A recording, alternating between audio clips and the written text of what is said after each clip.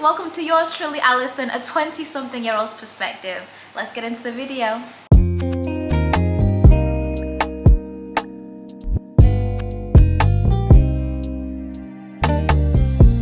Hey guys, so I have a special guest with me today. I have none other than Shanae.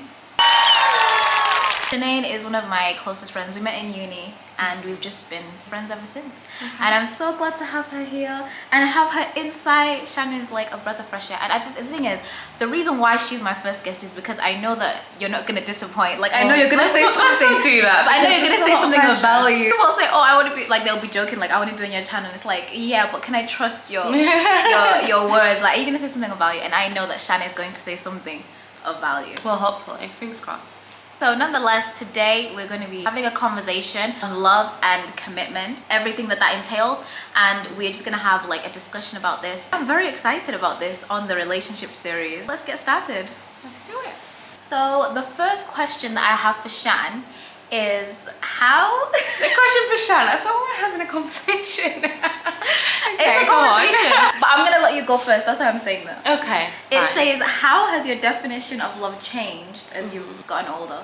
I think that as I've grown older, my definition has definitely become more nuanced. As we all know, when we're younger, we're a little bit more selfish, aren't we? It's all about me. If my mom does this and I'm not happy about it, she doesn't love me. Yeah. Or if my friend upset me or didn't share something with me, then they automatically don't love me. But I suppose as I've become older, I've become more aware, become more understanding, and therefore able to be more graceful in how I love people in my life, be more patient with them, I suppose, become more intentional in how I love them. I'm less going into the relationships in my life in a self-serving way as you do if you are younger. I'm able to think about how can I show up for you better. You know, how can I be better as a friend? How can I be better as a daughter? You know, how can I be better as a sibling, as a sister? Yeah, it's become more nuanced, for sure. So it's become more nuanced. What would you say love is for you now? How would you put words to that? Again, it goes back to just, I've become more understanding. So I've become more intentional.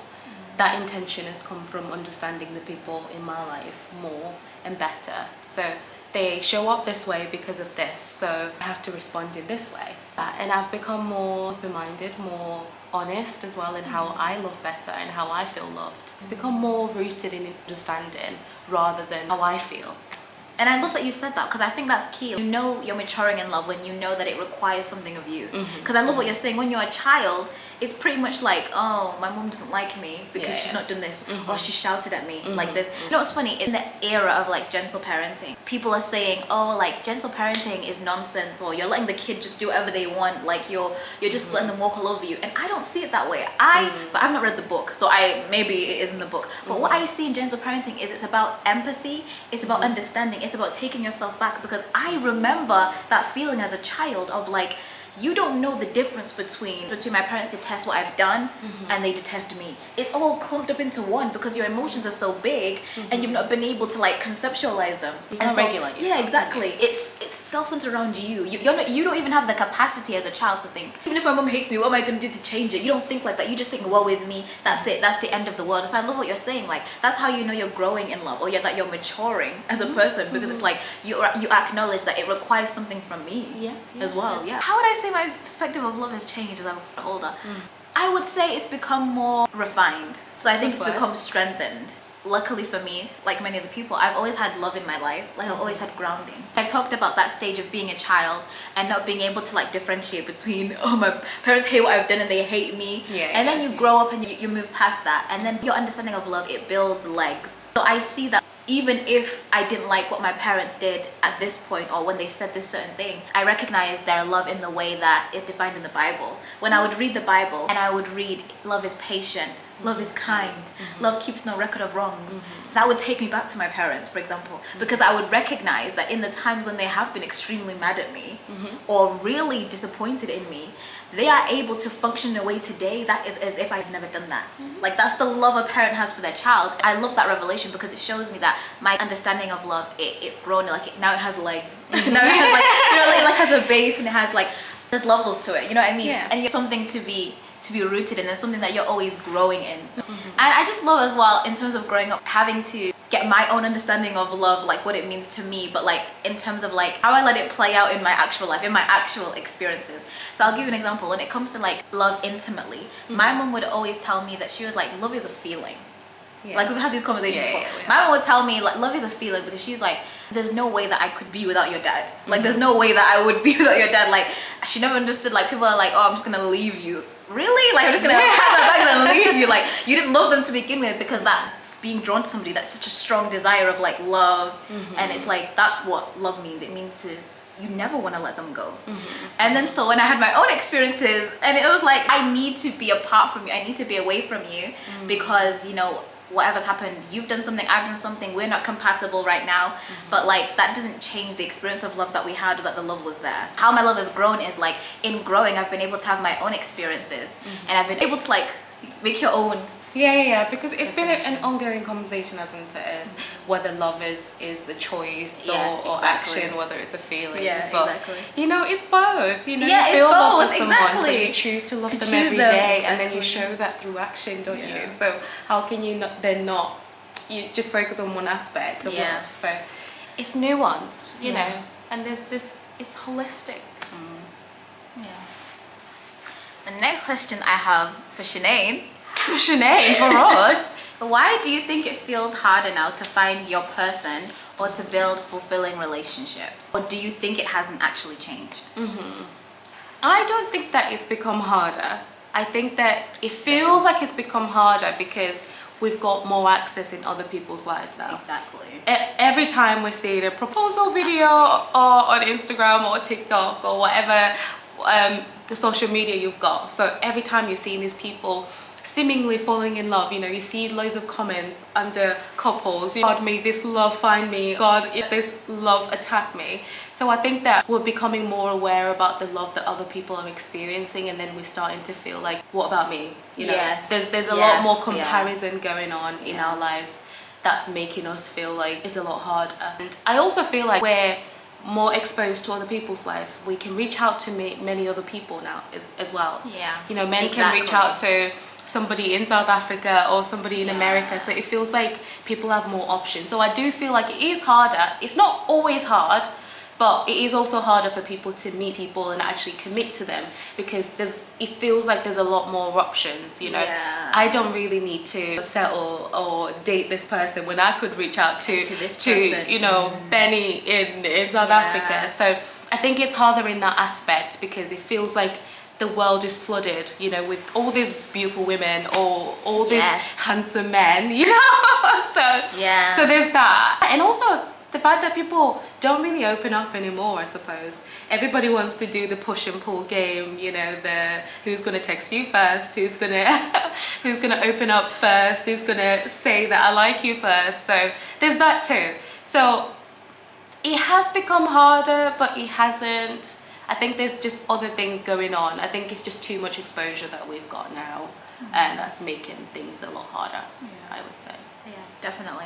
I don't think it's harder. I think it's just the exposure to other people that makes you compare yourself. Like, so it's like, I'm here, but I can see this is all happening for other people. It's all happening like in this way for other people. Like, what's wrong with me? Like, it's why people say be careful with the social media use, because sometimes people find it hard to separate their goals to what they see on social media. Like, do you really want that in that way, or do you just want it because you've seen it, or because you've seen it's possible, because you know it's a thing, now it's a desire. Like, perception is everything. Perception is so key, right? But when perception becomes poison is when everything I perceive becomes my identity. You know, I need to have a strong sense of identity. I need to have my core identity, right? That what I'm perceiving only adds on to that, only deepens that foundation, you know, that I already have. Imagine going on a phone, if you don't have a strong sense of identity, or like you've been dying for love so much and you're scrolling, every single scroll will almost shake you. The ring, the proposal, I waited and God did this for me in 3 months. And then it's like, and then you think I have to do the same thing in 3 months. I might meet my person. It's a lot. Like, I don't feel that it's become harder. I just feel there is a loss of identity. I think that would be how I would summarize it. There's a loss in like grounding, self-grounding. Because when you are grounded, you acknowledge that what I don't have is not the answer to my happiness. You know? Like, anything I could ever attain is going to be an addition to the beauty that is my life. You don't look for your happiness in the things that you can't control. when you have that strong sense of grounding, you know, and like identity. So no, I wouldn't say it's harder. And you know something as well, I said this in that panel at Liverpool Church. There are more women in the world than men.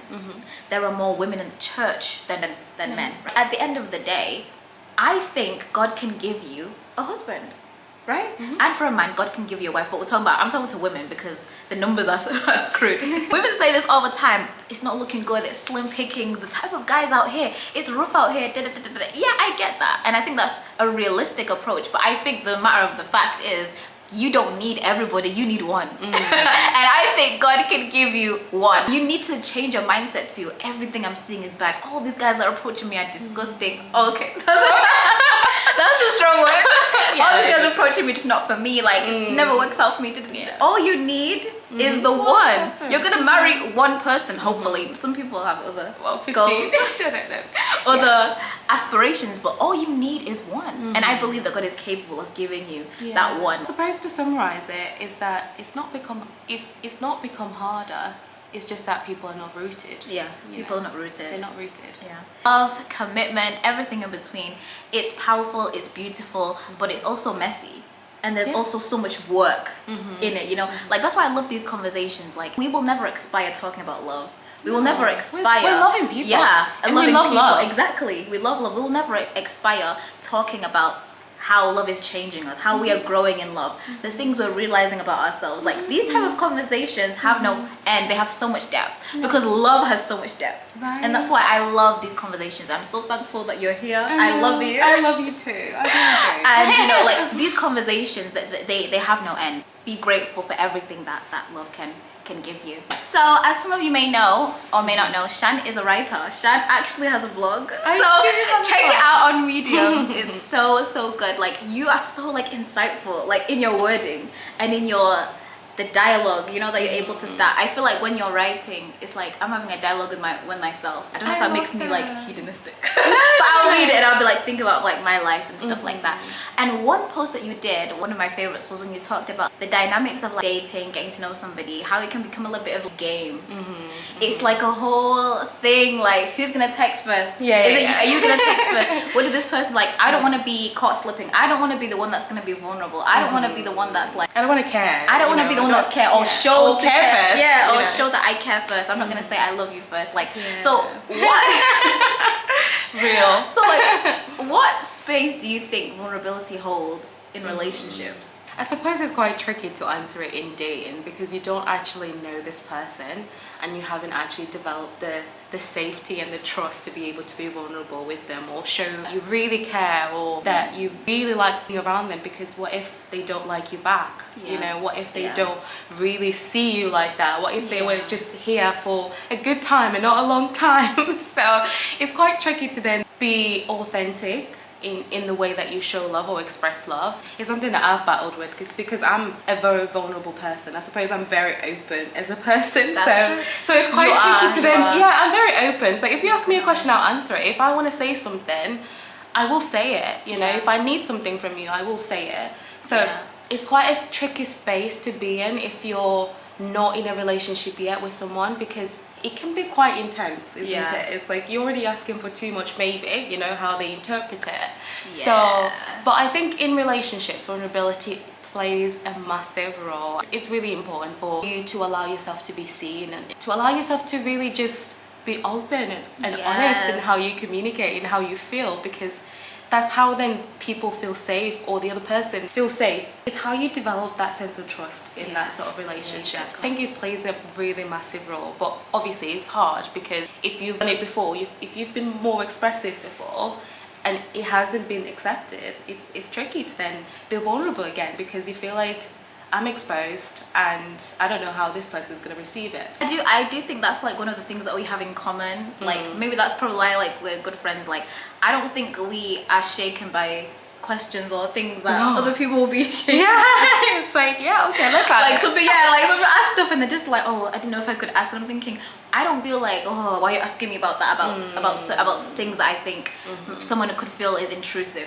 which I think makes me scared, because it makes me think that when I'm asking somebody, or I'm like, we talked about this the other day, when I'm like, well, why was that? And then what happened? Like, maybe if people feel like I'm being too inner, because I don't feel phased when people are like, I'm not scared of like, I'm not scared of like the directness that comes with that. But definitely when you said about vulnerability, it's linked to trust. It's all about the trust and developing the trust with somebody. I love the quote that says that trust is earned in droplets and it's lost in buckets, because that's so true. Brene Brown said yes.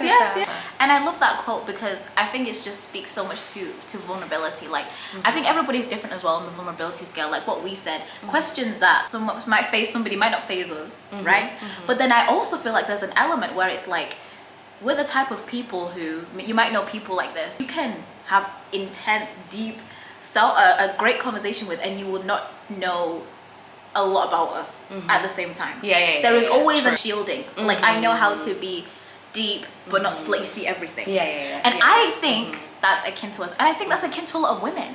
And I've had these conversations with my friends that it's like, I think I can only speak from a woman's perspective because I'm a young woman, but I think that's so true to like the nature of a woman. Like, it takes you a long time to really peel back those layers and let somebody see you bare emotionally. Like, we're not gonna even talk about the physical side, because that's one thing, and some people can even give themselves physically, but that emotional thing is another level, right? And it takes a lot to earn from people. At the end of the day, I did do another blog post about this. Like, I don't think that you should create a test for somebody that they don't know they're doing. Like, I feel like, you know, when people talk about testing people in a relationship, if I test you, it's a high chance you're gonna fail, right? I do feel like there is a level of openness that is needed. How do I have my boundaries and still remain open and expressive? I suppose it's who you open yourself up to, who you date, or who you open yourself up to being in a relationship with. We talked about this before, that, you know, loving is a character. Who is this person? You know, what are their values? What are their fruits? You know,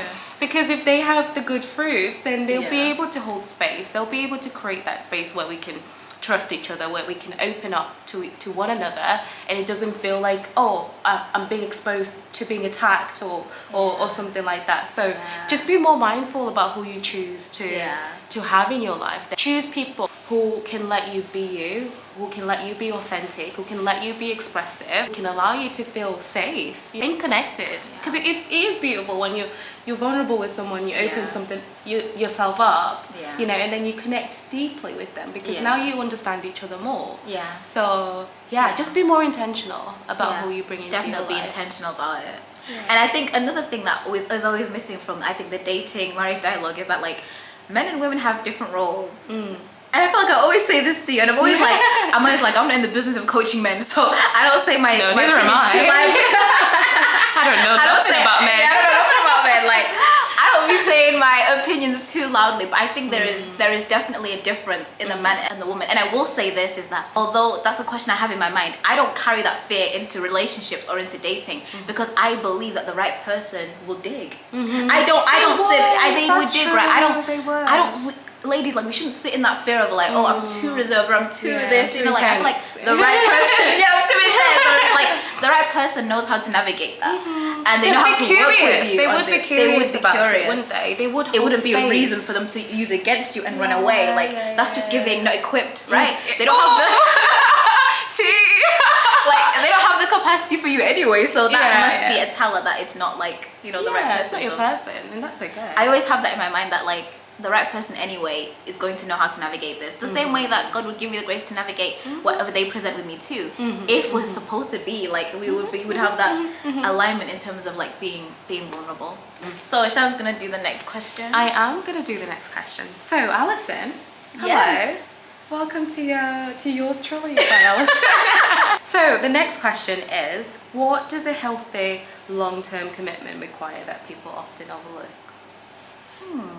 One thing I would say is a key part of a healthy long-term relationship, I think, is the ability to suffer well, to be able to hold space for somebody in their suffering. A lot of the times in a relationship, in a partnership, you're not necessarily dealing with other person's issues. You're not just dealing with the fact that, oh, this person always does this, or they're always leaving this thing there, or they're always speaking to me in this way. Like, that can be the surface level of things, but like, you're usually dealing with life circumstances, the things that life throws at you, like losing a job, losing a family member, pregnancy, like crazy stuff. Like you go through crazy stuff. I'm not speaking from experience, I'm just saying these are life experiences.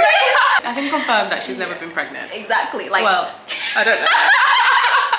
I have never been pregnant. I can't wait to be pregnant. There is a right way to do suffering, but it's not always going to look packaged. But I think your ability to hold space for someone when you know that you're not the solution, and when you don't know how long it's going to take them to get over it. Imagine just waiting for somebody to stop being so mad at the world, to stop being so angry, to stop being so sad, to stop being so aloof, and you're dreaming of who they used to be. You have to continue to hold space for them, show up for them in the capacity that they need, right? And understand what that looks like in each season. Like, it's almost sometimes like you're nursing somebody back to health. It's like conversation we have, like when people say it's 100, because there are times when I have the 10% and you have the 90%, but people are not talking about how long that could be. It's easy to say, yeah, sometimes you have the 90, I'll have the 10, but imagine when it's like when my partner has 10% for months and months and months, and I feel like I have to have the 90. I can't just pack up my bags and leave. I can't just say I'm tapping out of the relationship.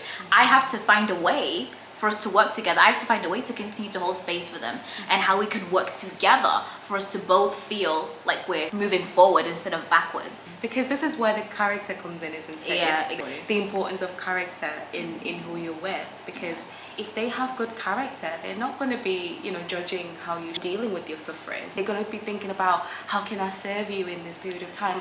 What can I do to support you to get through this? They're not thinking, get through this quicker. Or it's more about, how can I sort of understand what you're going through so I can show up in the best way. And I'm always interested when people say, like, when before dating somebody, I need to see them in all types of feelings. I need to see them angry, mad, and I'm just like, well, you can never see them when they've lost their parent. You can never see them when, like, these are things in the future, you know? I think that's the scariest part. I don't know what's on the other side, right? And when I'm making a commitment to somebody, it's like marriage. I'm making the commitment to show up like the same as the person I know them to be now, when they're gonna completely change. And that's the weight, that's the weight of the commitment and the love that we're talking about, and the sacrifice and that continued space that you're holding for each other. What do you think is a key part of a... I would say that That's overlooked. I would say is curiosity. I think that people are not curious That's enough. something you're good at. That's something you're good at. Yeah, I think it's so important. I think it's such a lost art. I think being curious is how we understand people better. It's how we meet people where they are. You know, what's going on. I noticed that you've been showing up this way in our friendship. Is there something that you would tell me, or is there something that's going on? How can I show up for you better? How can I listen better? That sort of thing. I think it's so important.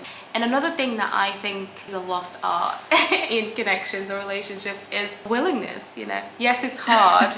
But are you willing? Yes, vulnerability is hard, but are you willing? I don't really want to do that, but I have to be willing for the relationship to progress. But even that verse about how spirit is willing, but the flesh is weak, kind of highlights that willingness needs to be there for you to be able to fight against your flesh. So be willing to be vulnerable, even if it's hard. And let's be willing to understand the deeper meaning behind why it's harder for you to be vulnerable, and let's be willing to figuring out how you can become more vulnerable, how you can open yourself up more. The person can really see you and really understand you and really meet you where you are, so then you can connect with them a lot better. So just be more curious and be more willing to do the things that are outside of what you're used to and what you know.